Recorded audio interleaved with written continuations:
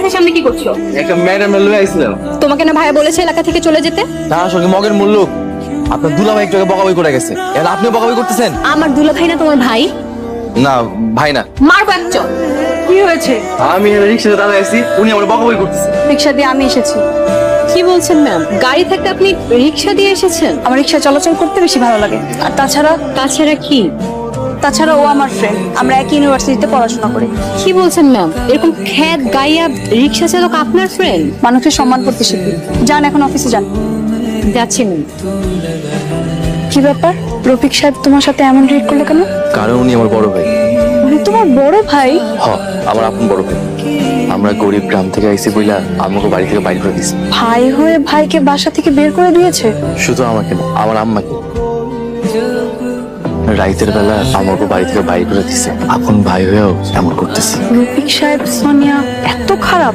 আমার আম্মার ইচ্ছা আমার ভাইয়ের চাইতে বড় অফিসার বানাই। আমি তোমাকে রফিক সাহেবের চাইতেও বড় অফিসার বানাবো। তুমি চাকরি করবে? চাকরি করব।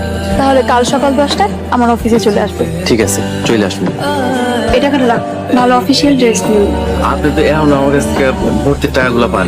অফিসে চাকরি করে শোধ করে দিও। অফিসে তোমার স্যালারি হবে 80,000 টাকা। 80,000 টাকা? এই সুখবরটা আমার গিয়া দিই। আচ্ছা ঠিক আছে, তুমি আন্টিকে সুখবরটা দাও আর কাল ঠিক সময় মতো চলে এসো। এখন চলো। আম্মা, মামা, হ্যালো মামা। কি হয়েছে রে কাশেম? ভাইয়ের অফিসে আমার চাকরি হয়েছে। কার অফিসে? ওই অফিসারের অফিসে? ভাইয়ের চাইতেও বড় অফিসার হয়ে মাসে বেতন 80,000 টাকা। আল্লাহ আল্লাহ, তুমি রহমান রহিম। আমি সবারই কয়ে বেড়ামো আমার ভাগ্য মস্ত বড় অফিসার।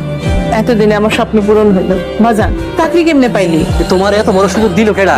যে ম্যাডাম আমার ভর্তি করেছিল এই ম্যাডামের অফিস, তিনি আমার চাকরি দিচ্ছেন। মায়ের একদিন আমাকে বাড়িতে নিয়ে আইস। কিন্তু আপা, এই মায়াটার এই বস্তির মতো আনা ঠিক হইব? আইতে কইলে আইব, আর কোনো অহংকার নাই। আমার ভাগ্যের অনেক বড় চাকরি হয়েছে, আজকে আমি সবারই মিষ্টি কিনা খাও।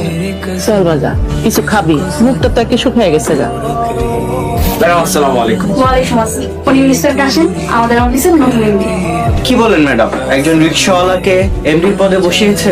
আমি কাকে এমডি চেয়ারে বসাবো না বসাবো তা আপনি বলার কি? Sorry madam. কাশেম রিক্সা চালিয়ে ভার্সিটিতে পড়াশোনা করে, তার যোগ্যতা আছে এমডি হওয়ার। সোনিয়া? জি ম্যাম।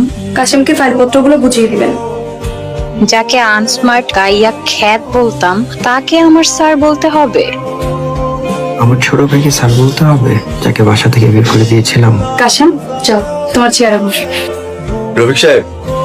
জি স্যার। ফাইলগুলো নিয়ে আসুন। জি স্যার। সোনিয়া, কাশেম সাহেব কি লাঞ্চ করবে সে দায়িত্ব আপনার। জি ম্যাম।